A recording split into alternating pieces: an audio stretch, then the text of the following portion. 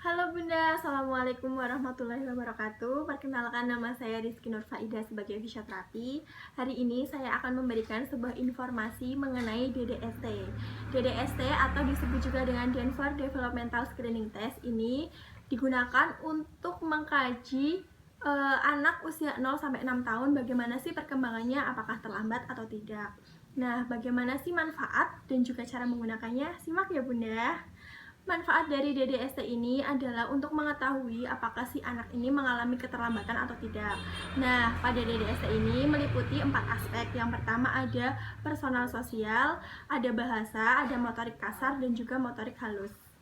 Nah, siapa saja sih yang dapat melakukan tes ini? Yang pertama dapat dilakukan oleh dokter, oleh bidan, oleh perawat, oleh fisioterapi, maupun oleh guru. Nah, apabila dilakukan oleh guru, maka yang dapat melakukan adalah guru PAUD, guru taman kanak-kanak, maupun guru sekolah dasar. Dalam form DDST ini terdapat 125 tes untuk dapat diujikan kepada anak. Nah, setiap tes ini dapat dinilai dengan yang pertama, jika dia lulus, dapat ditulis dengan L. Lalu yang kedua, jika gagal dapat ditulis dengan G. Yang ketiga ada tidak bisa melakukan atau dia dapat ditulis dengan no. Yang keempat, jika dia menolak dapat ditulis dengan M. Nah Bun, ini merupakan form DDST atau disebut juga dengan Denver ya Bun. Ini di halaman pertama ada ini, yang di halaman kedua ada ini. Nah, dalam form ini terdapat 4 aspek yang sudah saya sebutkan tadi. Setiap aspek ini dapat kita nilai. Yang pertama, nilai dengan lebih atau advance apabila anak dapat melakukan tes yang berada pada kanan garis umur mereka.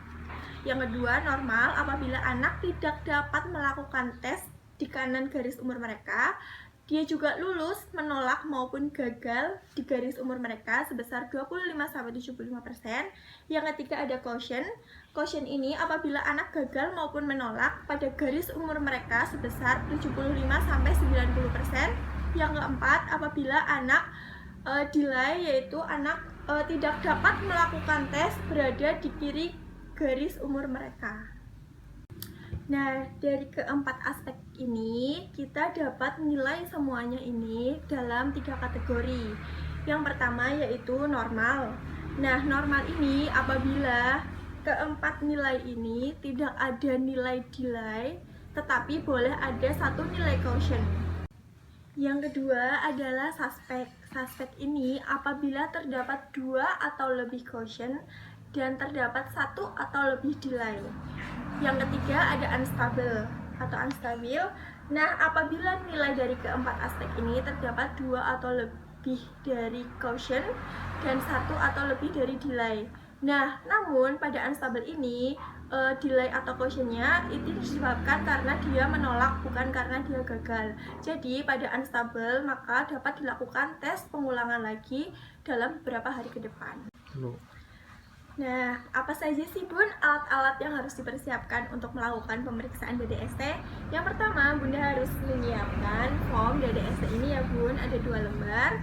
Bunda juga siapkan peralatan untuk tes-tes di dalam form ini, seperti benang wol, kertas, pensil, kubus balok, ada gelas, ada piring, ada sendok, dan juga masih banyak lagi. Nanti Bunda dapat baca poin-poin di sini dan juga mempersiapkan apa saja yang dibutuhkan.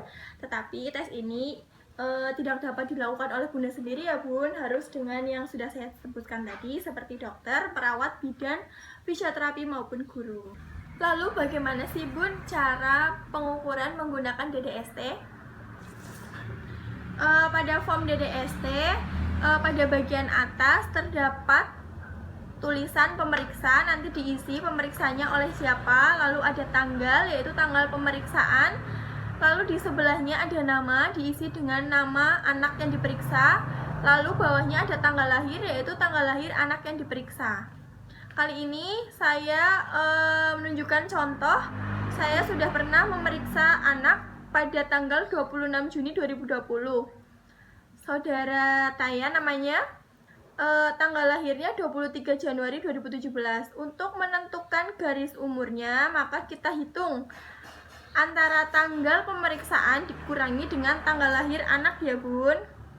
Lalu didapatkan Usia anaknya ini 3 tahun 5 bulan 3 hari. Lalu kita cari titik garis usianya kira-kira di sini, lalu tarik garis ke bawah. Oke Bun, lalu garis ini di sebelah kiri garis ini menentukan tes-tes apa saja yang harus dilalui oleh anak tersebut. Seperti itu Bun. Di sini saya sudah menilai dan didapatkan hasil seperti ini Bun. Untuk personal sosialnya anak ini normal. Untuk motorik halusnya normal. Bahasanya dia lebih atau advance. Lalu motorik kasarnya dia normal. Nah, kira-kira seperti itu Bun pemeriksaan DDST. Sekian video dari saya. Apabila ada kurangnya saya mohon maaf. Wassalamualaikum warahmatullahi wabarakatuh.